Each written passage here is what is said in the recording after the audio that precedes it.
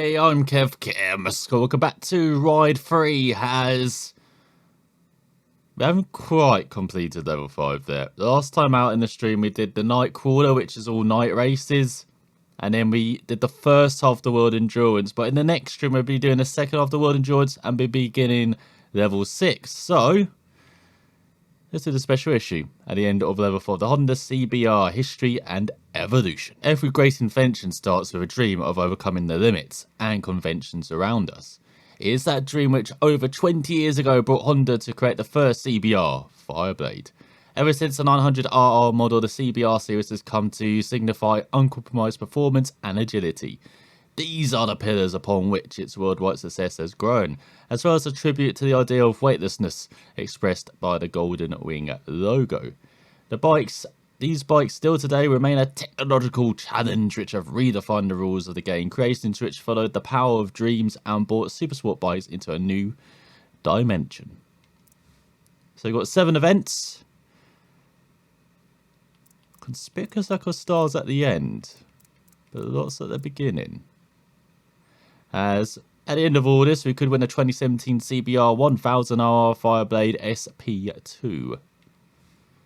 So we get in with the Honda RVF 750 RC45 from 1994. The RC30 was an extraordinary bike for Honda, but after the World Superbike Championship victories, it was surpassed by the technical evolutions by other Japanese brands, and above all by Ducati.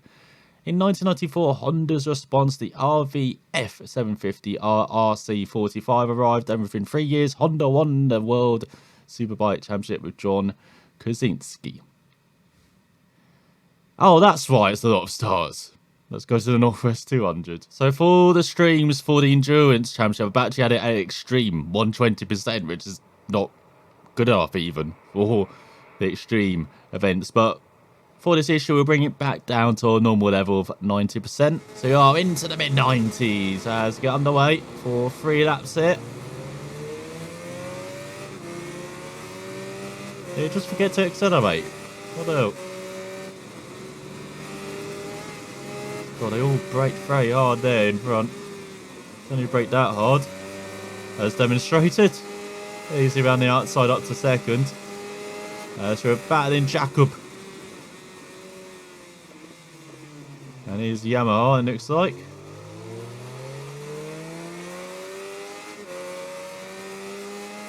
And our Honda, which is not very quick on accelerating, it's like on a straight line. Compared to that Yamaha's.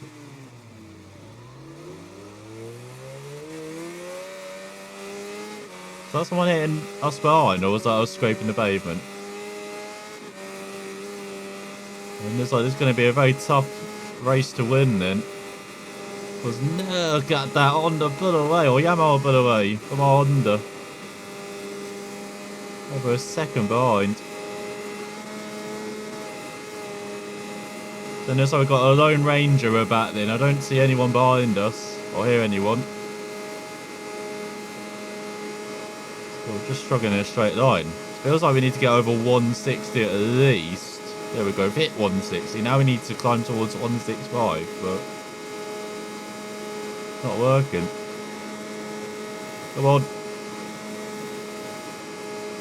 We're tucked in everything. There's a 1.7 behind Jakob.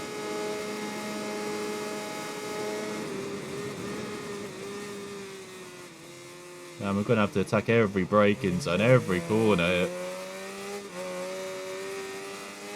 We're going to win this. So this is going to be an interesting battle though. Between what's it, straight line speed and cornering speed. Around the circuit, which is got a lot of straights. It was pretty damn quick. So there you go. You can see we're good round the big roundabout. Also just caught the second back. It's a crowd out here. It's in a classic battle between Yamaha and Honda. Feels like we actually have to be like, say like Ducati, MotoGP or in World Superbikes. You have to be out in front.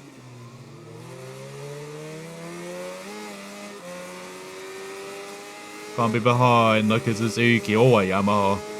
In no series, we have to be out in front. Once again, pulling away on the straight. Apart from the straight line speed, though, it feels like this Honda's pretty damn good as we're over a second back. Oh, you guys suffering no understeer. The handling's alright. It's definitely a mid-90s bike in ride free with that power twister.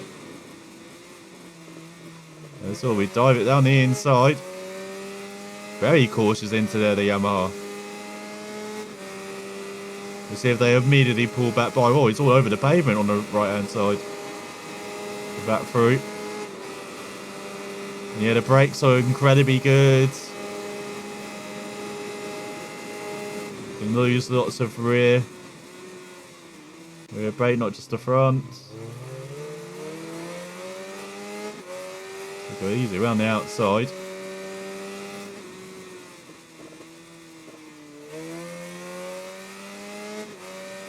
Acceleration seems okay. So everything's great, it's just the top speed.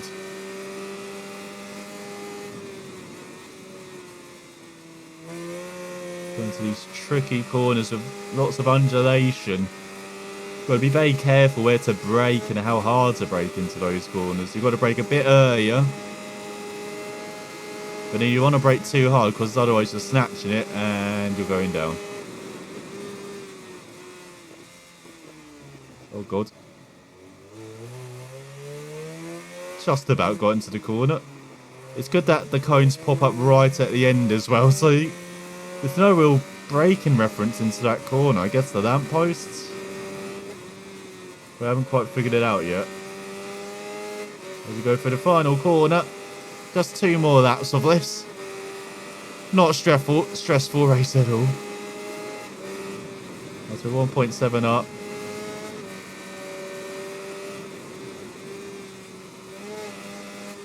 So I'll go once again, braking slightly early over the bumps. Can't really use the engine braking though. Just have to brake it all early as we go a bit deep into the hairpin. You can see we've got the lead up quite a bit through that first sector. So first sector and last sector were good. Rest of the lap it's very up and down.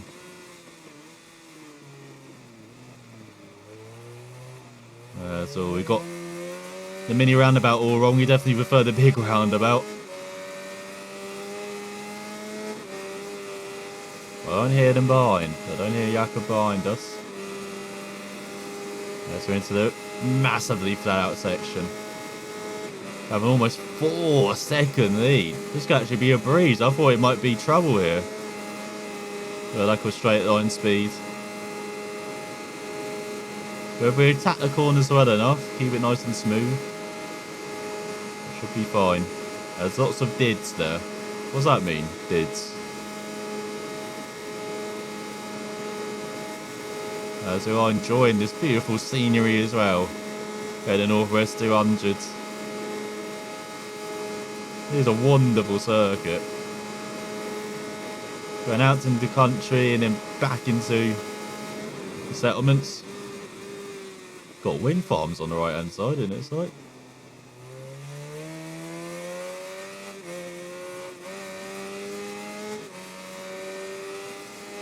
Of course, here as well, you've got the Dunlop family home not far away from here. Definitely is as much a home race as you can have in motorsport or in any event.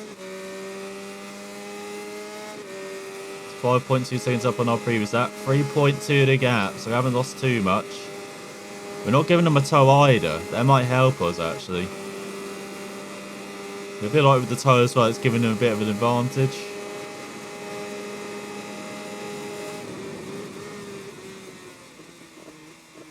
You can see they're braking very deep into the chicane. Braked a bit too much. You can definitely carry a bit more speed because it's on the right hand side. You've got a bit of that pavement sticking out, so I'm always cautious going through there. Unlike this next chicane, which you just got a big chunky curve which you can even ride over as you demonstrate on the opening lap. And there we go, gap over halfway down to 1.5 seconds. And I might start to get an inkle of a toe.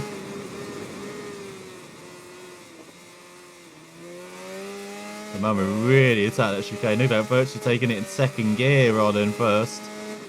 There's a crowd on their feet at the halfway mark of this visit to the Northwest 200.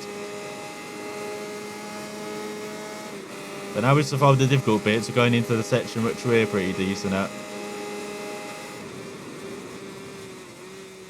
As the lead is around the second. Oh, had to be careful on the acceleration. They almost spun up the rear wheel.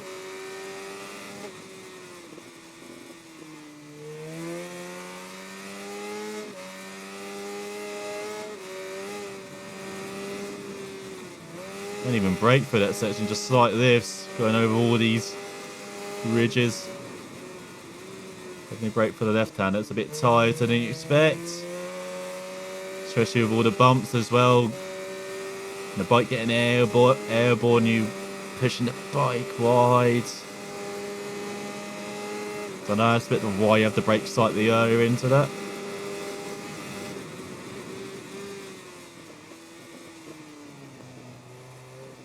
And again, definitely a chicane you can maybe take a bit more aggressively, like we do on the second part of it. You can maybe do that in the first part. Because again, it's got a bit of that raised pavement on the inside. So scared to be too aggressive through that. Oh god, through that.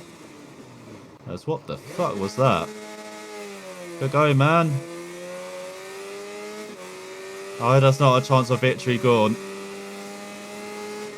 Because I have no idea what that was. Oh, you've got to be ultra aggressive here.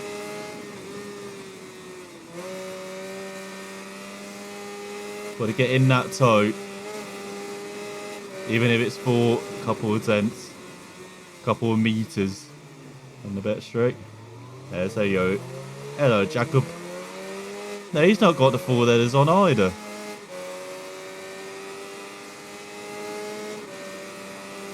But there's only really for the super bikes they do that. Full leathers. Or the race super sport bikes.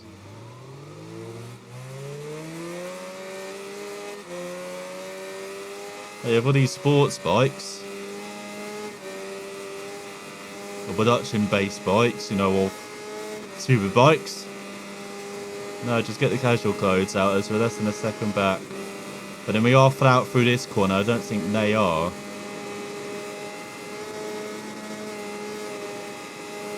They're pretty close about though. We have gained a bit. So we're in range despite whatever that was at the end of the previous lap. Looking so comfortable as well until then, but one mistake and you can see we're on the back foot immediately. But again, if we just hit our marks, we're okay. Wish I had this glorious weather in real life. That's a 1.3 behind. Started out this way today and then it just suddenly pissed it down in the afternoon.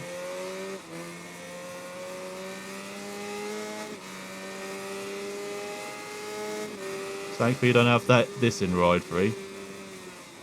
Is Dynamic Red a thing in Ride 4 though? I can't remember. Because of course we've got time of day now. The endurance event says, no, Jakob, get out of the way!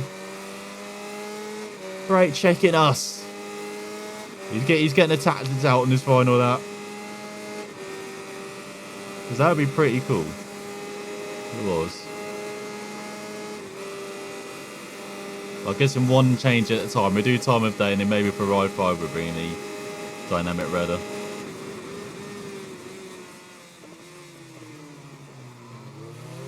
Maybe we're not so bad into that chicane. No, we really did gain. We're into there. Again, out of there, look at the gap. Massive. But again, we're super into the next chicane.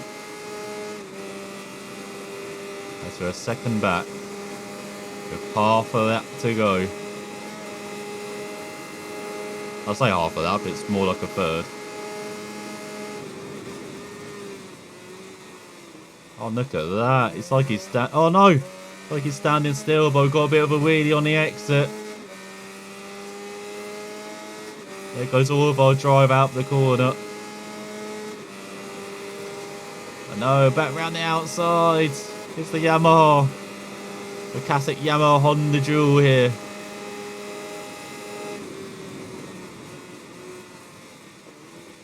Not quite close enough to make the move. Oh, we are. As he just gives us the inside there. Go a bit wide on the exit. Just take the inside line. There we go, nicely done. Okay, no random crashes. Alright, in the last part of that, in the final corner. I'm guessing we went into someone's driveway. That's the only thing I can think of causing the car to launch. Not the car, the bike to launch like that. I'm getting delirious. I'm already forgetting what. That bike has 2 wheels. Not 4.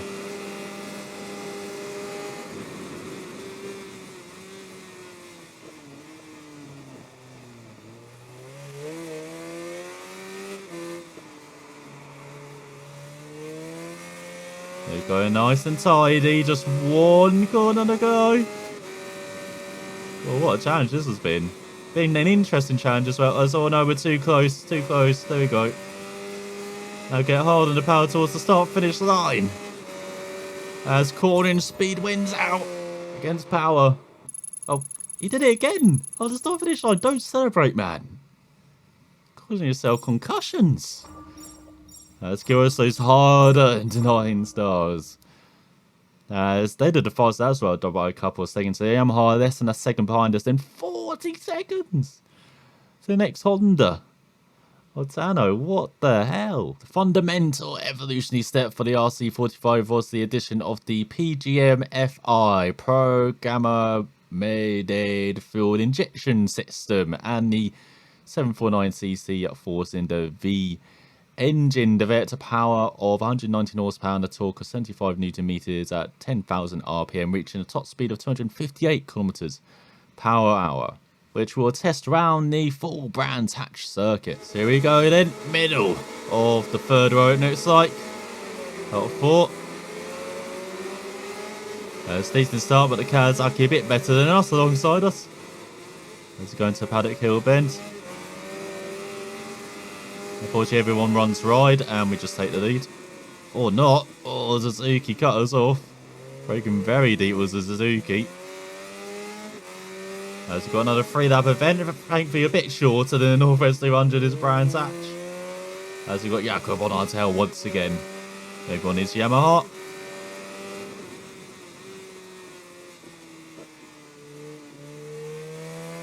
There's out of 30s onto the back straight, so this is where we're perhaps going to lose some time. And on the front stretch. We seem to be quick round the corners. Oh, the Suzuki flies by. Oh, he's changed bikes. It's our rival.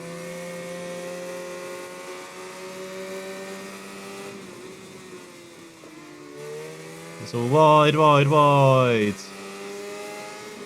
Such a difficult corner that to brake for. It's not as difficult as this though. Very blind this corner as we go very wide. And now we're behind. Was it a Triumph, is that? I can't tell. Well, we've got some work to do here at Brands Hatch.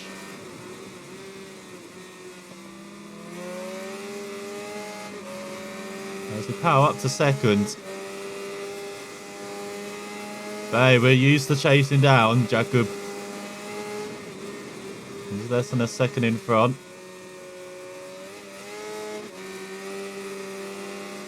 And we're getting around a 2nd, it seems like, into Paddock Hill Bend. There's into Druids.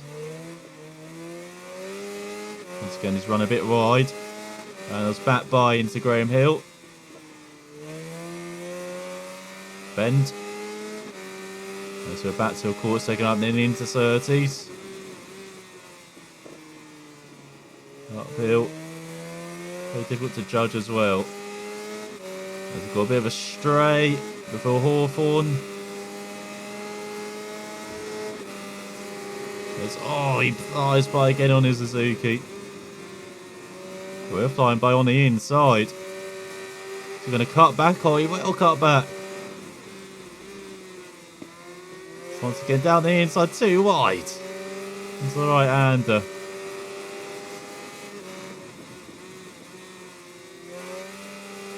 Got the blind corner now, I believe we've got, is it Moss? This is? And then we've got Clark Bend into that. And I believe there's a Brabham in there as well.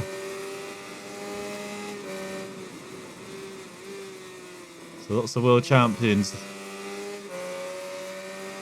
Corners around this circuit.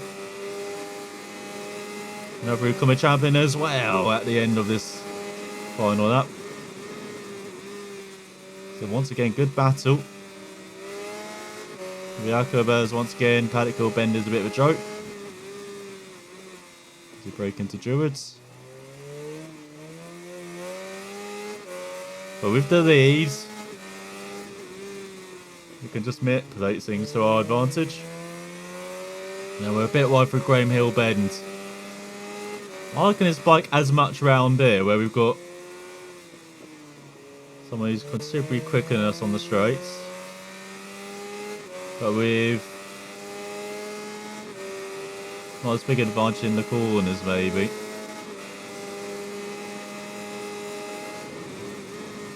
So we're going very slow this final lap. We're almost a second slower than our previous lap.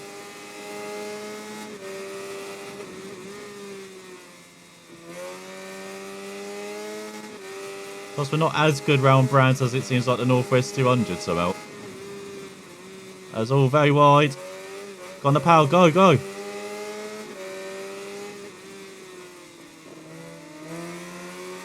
It's all over the Suzuki. One corner to go. It's Hopkins v Hill from the British Superbike Championship back in 2011. That's all the Suzuki blocks us. We get the run. I think we just about hold on for the win as well. Nicely done, as we had a couple of riders next to us as well. That final lap, as we get the 9 stars. I don't understand why we get 9 stars for that. I'm glad it's not the Ulster Grand Prix though, as we win by a couple of tenths. Ahead of Suzuki and the Triumph in 3rd, and the Yamaha in 4th got the fastest lap. As next up, we're into 1995 with the Honda CBR 900RR Fireblade. Tado Baba was a young man in a special position at the age of 20 and a self-taught engineer from the majestic Honda, the founder of Honda. He found himself with a project that would revolutionise the world of motorcycles. His idea being that the powerful 1000cc bikes of the time were fast in a straight line but too heavy and too stable to be defined as sports bikes. His idea was to take a 750cc bike, which at the time was the pinnacle for sports riding, and increase his engine size up to 900cc. The 1992 CBR 900 named Fireblade was born. Success was global and instantaneous, owing to performance and good riding, thanks to a combination of a torque-rich engine and an agile, light chassis. Of course, we're going to test it around the North Cypher. So here we go then for a 2-lap race. Find our favourite green hell.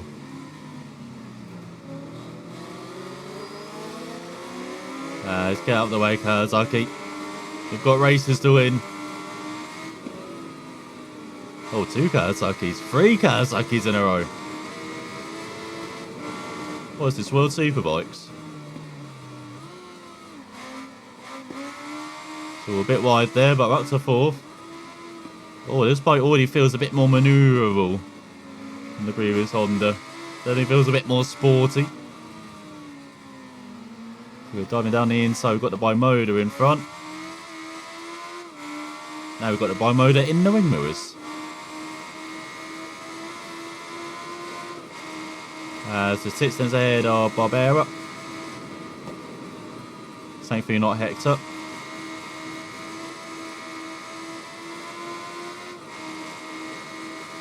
As now we can just enjoy this bike. It's a bit of a 3.2 engine sound as the old 900cc compared to the 750.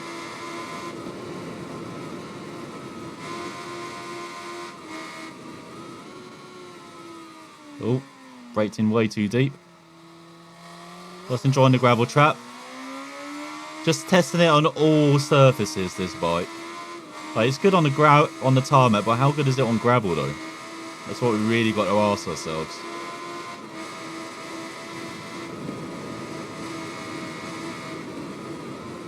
So once again, incredibly bumpy through that.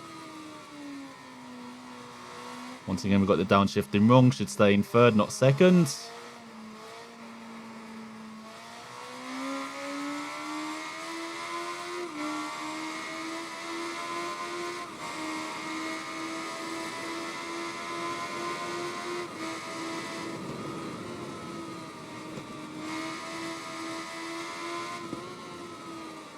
Oh, way too deep. The spike is speedier than it feels. Feels like with me out braking everywhere.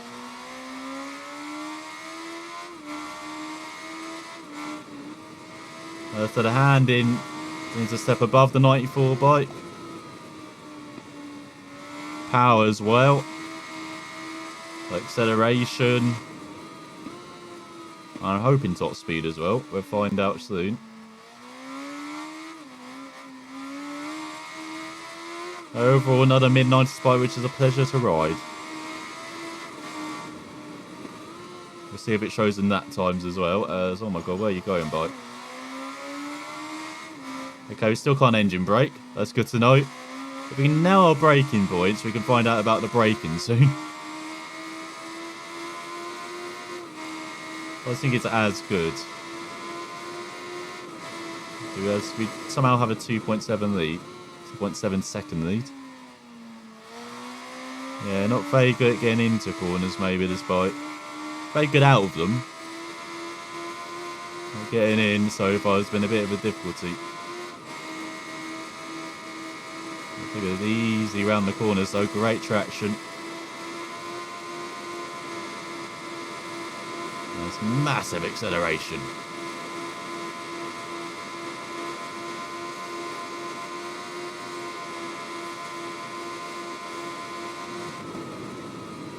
Oh, I needed much more lift through there. Once again, can just cheat the physics a bit. We are coming up to the section where we do pull away though.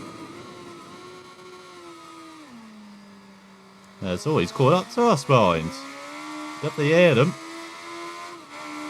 Looking in the wing mirrors, can't see them though.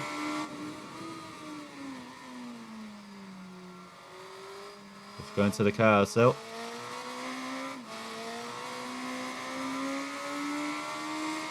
Yeah, it sounds like they're less than a second back. We'll soon find out though, there's a timing point coming up.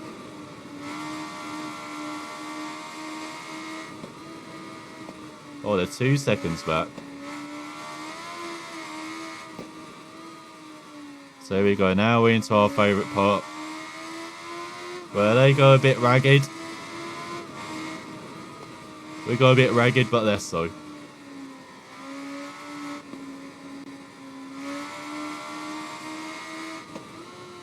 So over the bumps.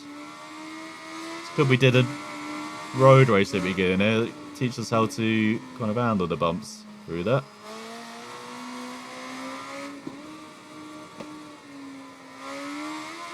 And not to ride anything, including massive curves on the inside of corners. Or curves on the outside of corners. Apparently a flat curve on the outside is also deadly.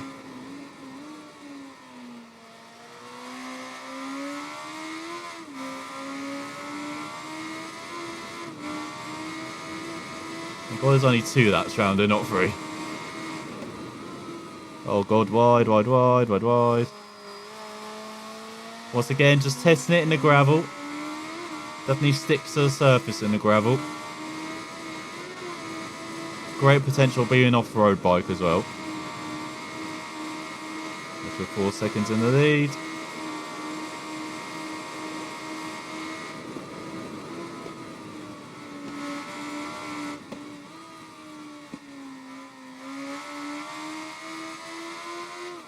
We're going, getting a bit better. Braking for the corners now. Definitely feels like there's more low speed understeer, but at high speed it's a bit better. Maybe this bike. Now, there's not very many high speed corners for the Northwest to really judge the 94. Lots of Ackerman's bike on. Here we go, down the back straight. Let's see what this thing has got in a straight line. And we're aiming to be around 160, which it seems to be topping out at. Yeah, it seems to be a similar top speed. So not great in a straight line still, Honda. I think we got a big enough lead that we're not under trouble. And so it'll be a very quick break and so very short as well here.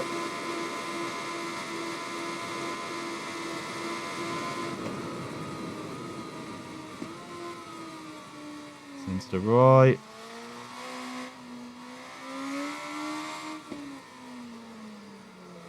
Not sure if we should shifting it down to first or not. Oh, that's causing us to be a bit slow. So these are just 2.6 seconds. Pretty competitive. Normally we lead by quite a lot.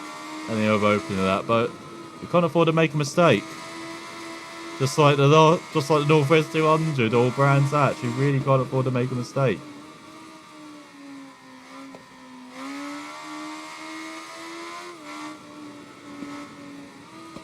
So riding curves. The right ray of going over the curves though. Not taking too much. Kind of working with them rather than try and battle against them. That's more than double the lead, almost more than double the lead. Once again, I never know how quick to take that right-hander. I'm very cautious with it on every bike. I'm not sure you actually need to really heavily brake, or maybe not brake at all, just use engine braking. Like you do with cars through there.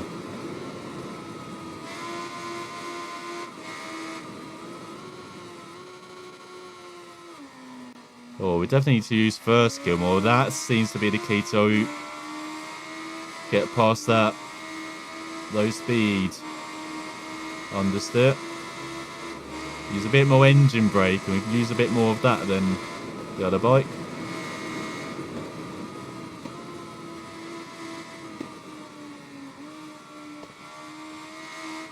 Oh, maybe you can use second through there. I was just not braking at the right point, so to get now up to 8.3. It was competitive for a few corners. Seems to have stretched out again, unfortunately. Yeah, this bike, the braking is maybe the weakest point, along with the top speed, but it seems like we just need to get down to first, use that as kind of engine braking and to combat that. Understeer, as you can see, no, nicely into apex there. Get it down to first, kind of use that as a, oh god, it was a cheap way of stopping the bike. Almost over-revving it down, but gets the bike into the corners.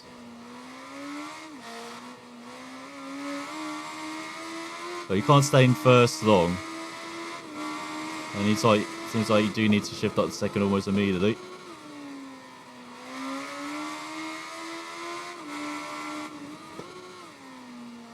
See, no, use first everywhere. That is the way. Hope we're not overusing it now.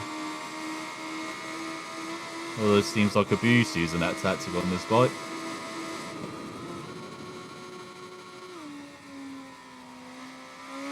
It's almost like traction control, get it down to first.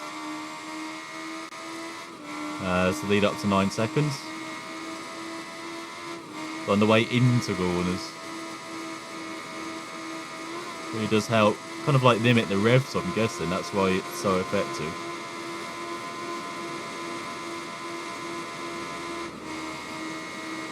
Probably should change it up to 6 one of these days. So how quick do we take this corner? There you go. Just gotta get under what you need for a corner. Then immediately shift up. That's the way. I believe it took us over a lap to realise that. It seems to be plain sailing now on this bike around this North Schleifer circuit.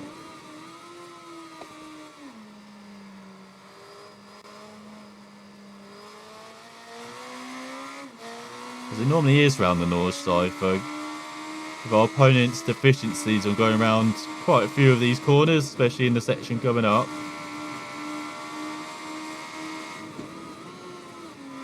Will unfortunately make it a bit easier.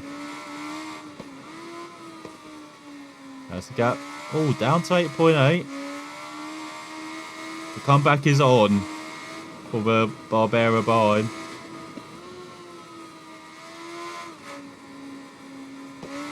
Oh, got up to third a bit early there, I think.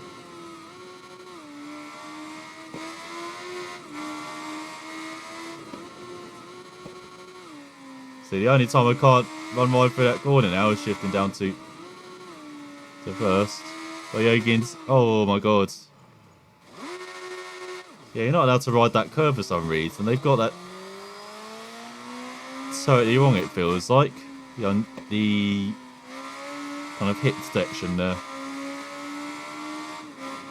So it feels like they put a random block in the middle of the curve then. It's like, try and ride over that. But it never works. We almost did that on the first lap as well. I think we build up a big enough lead that we're not in trouble.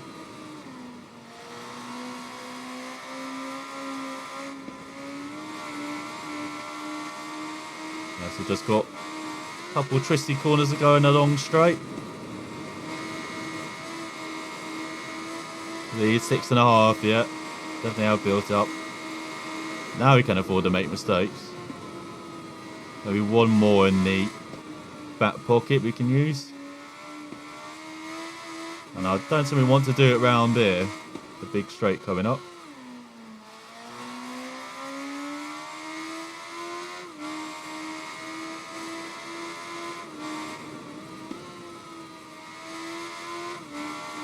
So we go one corner. And then flat out. Back in the cruising range.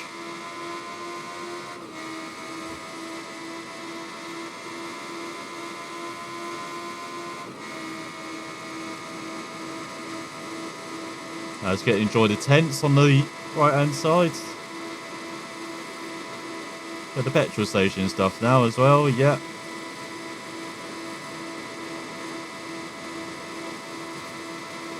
And down the Bilstein sign. And just a couple of corners. I like how Brands Hatch got 9 stars, but this has only got 5, even though it's a much longer race and much more difficult circuit. There are sprit Brands Hatch gets in this issue. As across the line, 719.3. But victory. We'll earn 5 stars as we're 4.3 ahead in the end. They're actually pretty quick on the second lap, just 1.7 seconds slower as the Bimoda. As, oh, Giuseppe almost got the fastest lap as well. Jacoboni down in 4th, struggling on that Honda. So next up, we're into New Millennium and the Honda CBR 900RR Fireblade from 2002. There's no risk in saying that the first CBR 900 was a real Fireblade on the road, but also in the market, starting a trend that lasted almost 2 decades. In the late 90s, however, the competition had caught up until the 1992 pack, which until then had been updated only with small modifications, required a more in-depth renewal. The CBR 900RR Fireblade of 2002 was born. It was the last bike designed by Baba and the most powerful and extreme version with a 954cc engine, whilst maintaining the very compact dimensions that have always characterised it.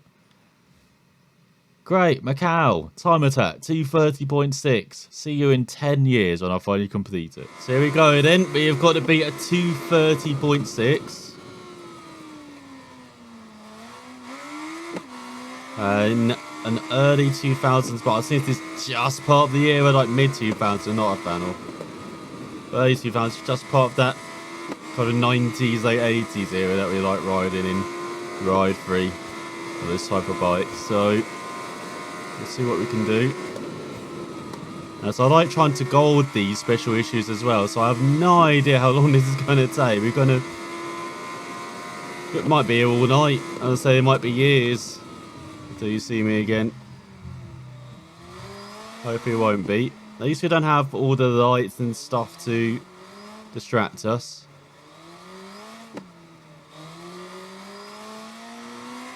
And we know Macau like the back of our hand now. After all of our races there, so... Oh god, should have kept it in third, not second. And then the bike just yeets itself for no reason. God, I love a bike that does that just wheelies for no reason.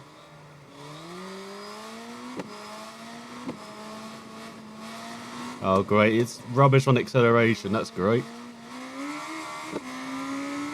Like, we got the short shift up, otherwise we're going to be wheeling for days, so... That is good to know. Got another bike that does that. See, that corner's always not as tight as I think it is.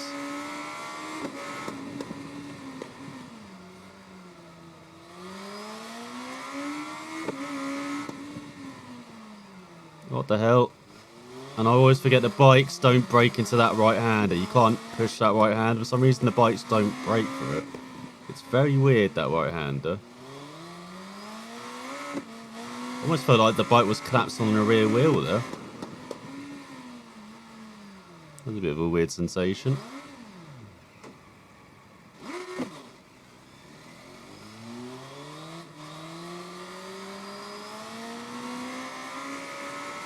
Be lucky to get 1 star here.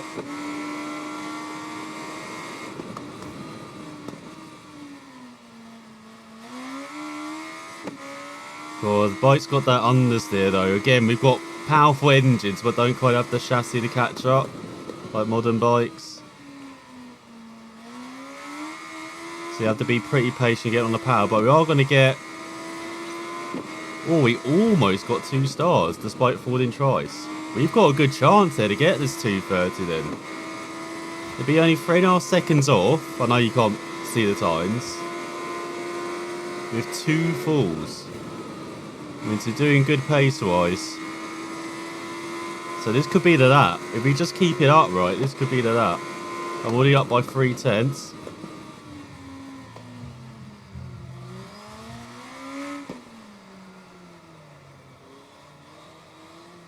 So maybe it is not my favourite era of bikes. Because they're starting to ramp the engine up to 1000cc, or try to, or equivalent. You know, we've got 940 odd here. We've still got chassis that are more used to like 500, 750ccs. Like it feels like at least. But the power's just a bit too much. Yeah, it's all right by 5 seconds. That will do. So I thought this would be one of the longest segments for this video, but maybe not.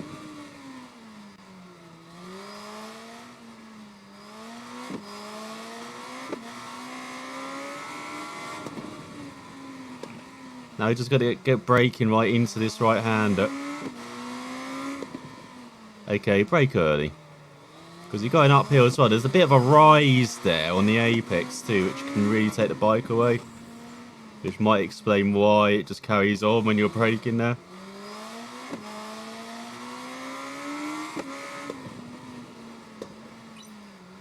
That's 5.3 up. And we stayed upright. This is the run. This is much easier than I expect round here. Well, it takes 10 years. Oh, no, no, brake. Bike. Turn, damn it. I swear we braked earlier than we did the last lap. But it still did not want to go around the corner. Oh, now it's turned in too much. No. So right towards the line. Smashed it. 226.4. That's how you get gold around Macau. Bike impressive around there. Like the hands and the understeers quite a lot. Unfortunately, power's great. Like acceleration's a bit tricky to manage. Top speed's much better. I know we couldn't really demonstrate it around here. And then braking is still alright. So, probably the least favourite Honda so far, but still alright. As it's on to 2005 and the Honda CBR 1000R Fireblade. With the arrival of the 4-stroke racing prototype, this model had a new technological impulse as the progenitor of the large displacement sport bike genre. It was also the first to receive technologies derived directly from prototypes with a 1000cc engine of over 170 horsepower. Power never seen before on a light and agile bike. The CBR 1000RR Fireblade focused all on an almost obsessive study of mass centralization, which made it easy to drive even for common riders despite the power that could make it the envy of a racing superbike. You saying I'm a common rider game? A significant example, the tank was stretched downwards, passing under the saddle and close to the engine, so that as fuel decreased, the masses were always kept close to the bike's centre of gravity. Tenerife, fantastic. So we are then in Tenerife, our favourite circuit. Our favourite layout. As we've got 3 lap races once again. And after this, we've only got 2 events. So we get pretty decent start past the Kawasaki and Aprilia. But it's a bit lonely. Let's give him a buddy. It's got a fellow Honda in second. But we've got to be so careful getting on the power out of these corners. So easy to spin up the rear. Thankfully, it doesn't seem like the chassis understeers as much. Or bike understeers as much. The 2002 version already. Oh man, so much power behind us. So virtually pushing our fellow Honda.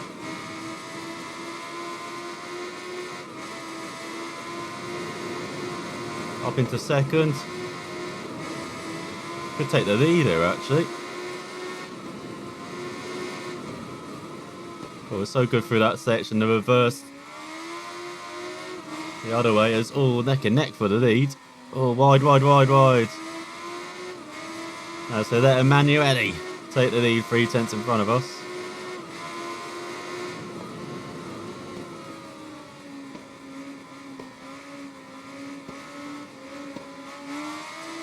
As he's in our Yamaha. And we're in the lead. Oh no, no, bike, turn! God damn it, I turned in early. So I had to let the bike kind of run. And then it just wouldn't turn again. I guess we can't take this corner flat out yet. So slight lift as we go on to the second lap in the lead. Just.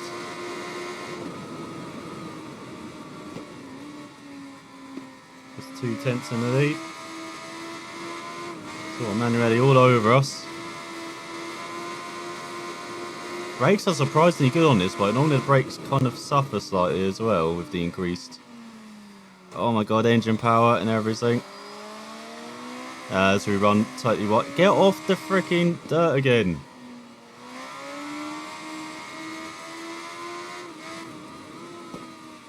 Oh my god, bike. I'd say the brakes are surprisingly good. Then we have 2 corners in a row where they shit the bed. So maybe the brakes aren't that good. It's almost a second back. But yeah, straight line seems to be improved.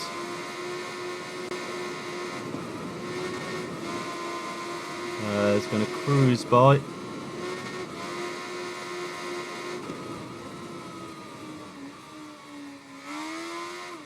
On the power. Oh my god, bike. Rear did not like that, me trying to be aggressive with it. Gotta ride much smoother. Let's go a bit wide.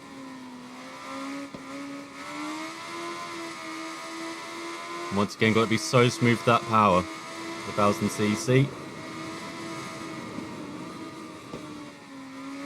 There you go, that's better uphill. We weren't trying to chase the bike into the corner there, we were a bit more compliant with it.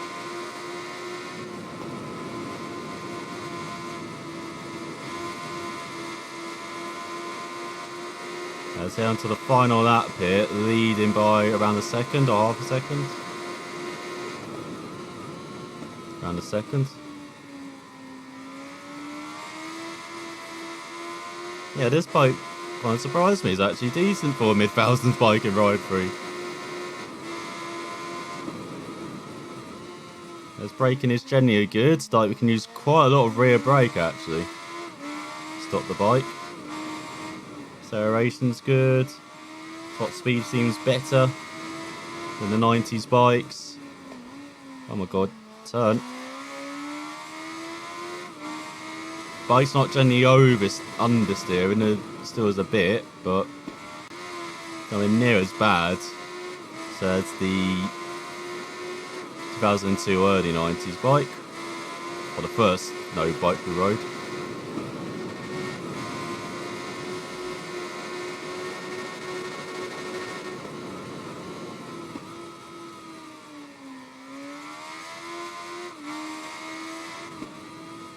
Yeah, generally alright this bike. It's better than the 2002 version, I'll say that.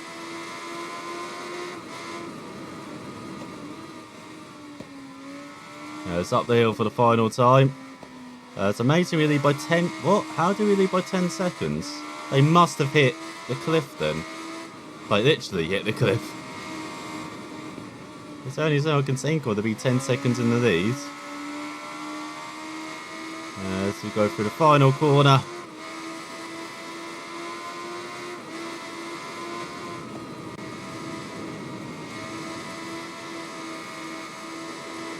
Yeah, we lead by 10 seconds. What the hell?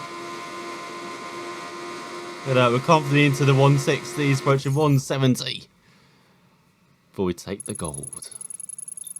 Not bad at all. 6 stars. More than Macau. I know, level with Macau, isn't it? More than the North stuff. I still don't understand why that's only 5 stars, as you can't be faster than anyone else. Yamaha in second. Triumph Daytona, nice to see in third. Ducati down there. Kawasaki Ninja in last. That's not good to see behind the Aprilias and MV Augustas. So we leap ahead almost a decade to the Honda CBR 1000 RR Fireblade SP. It's after the successes achieved by the HRC Honda Racing Corporation department in competition such as MotoGP, World Superstock, World Superbike, and the Isle of Man TT Championships. Honda has poured all the technological development made over the years by the racing department into the new CBR 1000 RR Fireblade. The 999cc 4-cylinder power engine has been recalibrated to reach 181 horsepower and a torque of 114 Nm, and every modification, such as moving the riding position forward, is made to improve the Fireblade's performance. So we're heading to Sugo for the penultimate race. We are in Sugo then, with our power dreams. Hopefully getting us the power of victory. Let's free that race. So that's not the best start, is it? That is a pretty poor start. So hello, fellow Honda. Oi! So they're battling hard in front are more Hondas. God, how many Hondas do we have in this race? Oh, there's an Aprilia in front and an MV Agusta in third. So we get up to fourth, so not bad after that. Not so hot getaway.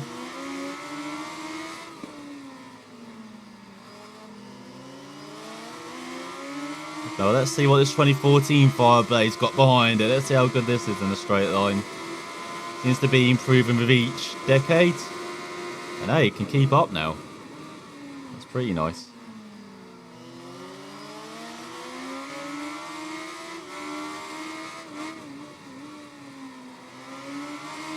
Or maybe need to keep it in third through there, not I'll get up to fourth.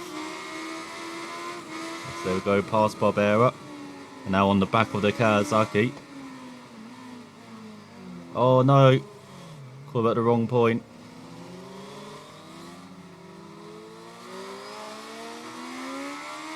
But we stayed upright. God, I hate that chicane. Probably the worst set of corners in the game. Be honest, those corners.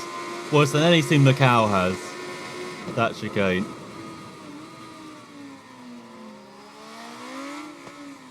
There's the bike, yeah, good power. Decent acceleration.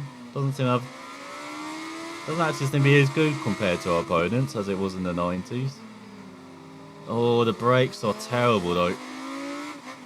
Like, I'm used to using quite a lot of rear brake. I can't use much on this bike. It's mostly front. And those chassis is alright. Can go around corners, as you would expect from a modern bike.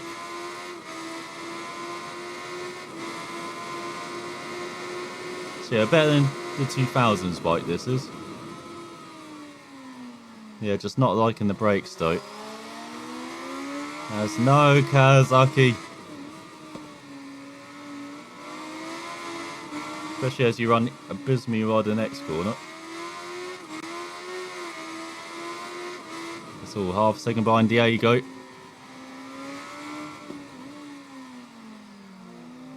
I can't do anything in this chicane with the brakes, like attacking wise. We're gonna have to do the move early in the lap as we enter the final lap. Chasing down. Diego half a second in front.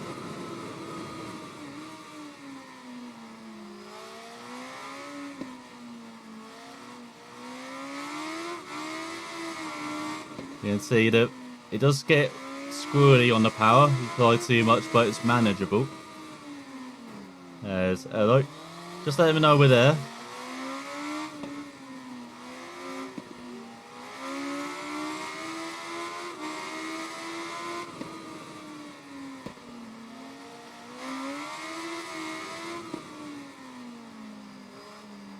Can't tell what he's on though. Oh, he's on a BMW. He's normally strong in a straight line, and it's pulling away slightly from us.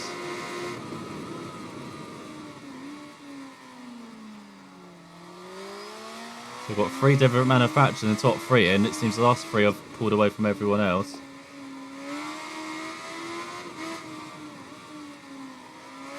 Go, go, go. It's now or never. It's all down the inside. Got to get the braking right though.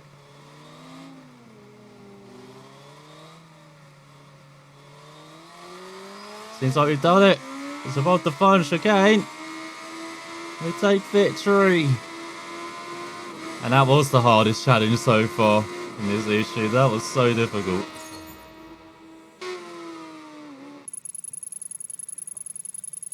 As I was saying, we had more speed. It was just Sugo.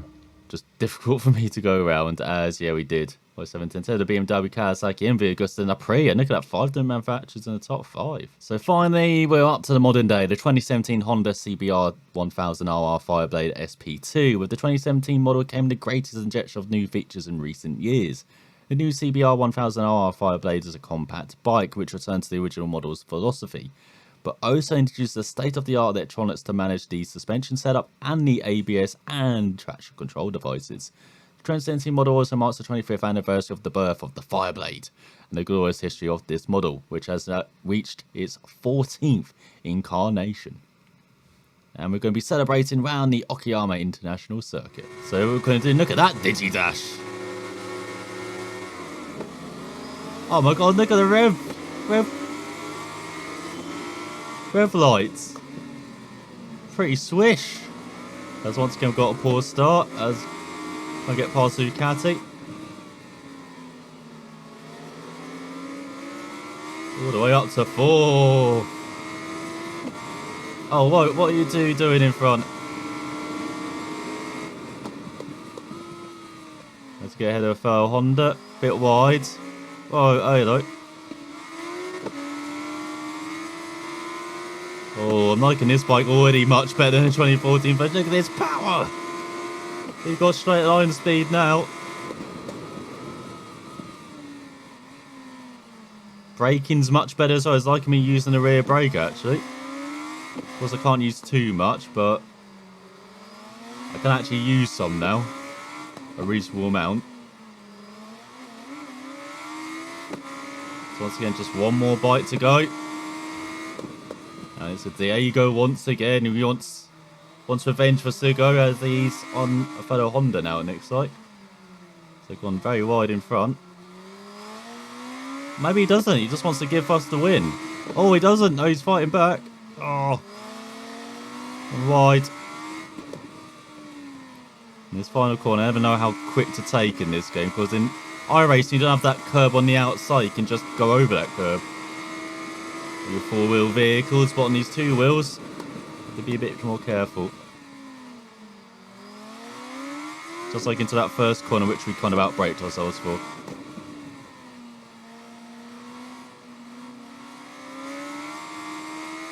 I may know that the gap is large, but for some reason they go very slow through there.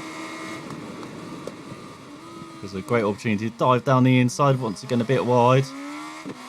He's not fighting back, Diego. What the hell? Yeah, this might be my favourite bike out of the lot. I don't often say that about the modern bikes. Oh, he's down! He's 2.4 seconds ahead of Barbera. Normally I say my favourite bikes like the mid-90s bikes, or one of the first bikes we ride, like the late 80s. But no, this bike, lots of power, great acceleration, very manageable as well, surprisingly so. And just a compact sports bike. It's got the agility, it's got great braking, it's got return to that. It's got everything, this bike.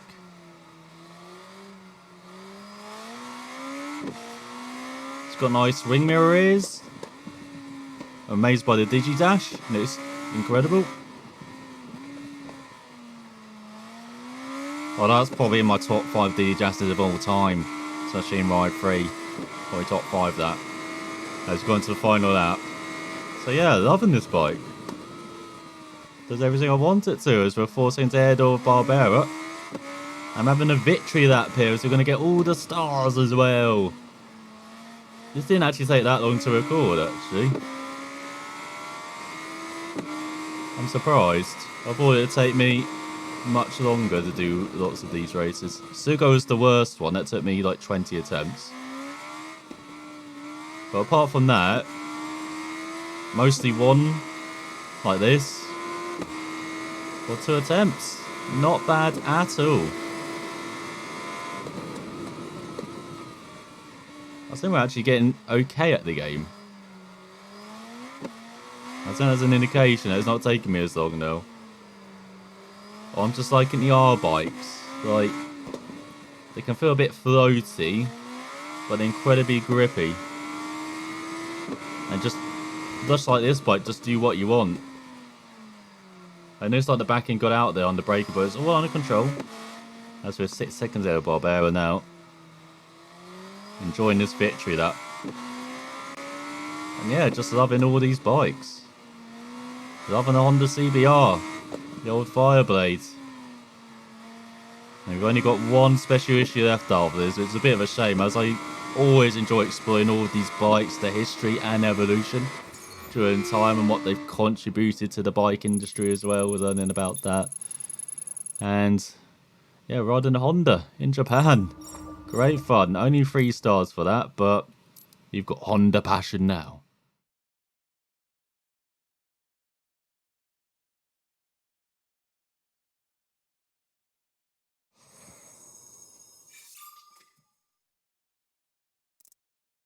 So there we go. Another special issue down, just one more to go. And as the next stream, we'll be finishing the World Endurance. And hopefully I would have caught up on all the stars for these issues as well, for level 5. So hopefully I have level 5 finished in the next stream. But then we begin level 6. The final tier. Apart from the grand final. Hopefully we can unlock that as well in the stream. I just see one issue there. So I might actually leave that. I might actually leave going back then and just leave it for the unlock condition so we can unlock the grand final next time as well. Let's declare the best modern superbike. That's going to be a world superbike championship, isn't it? Cannot wait for the grand final. But before then, we have got quite a few issues to explore. As you can see, Road Racing Passion, R1 Championship, Supermoto Championship, Ninja H2.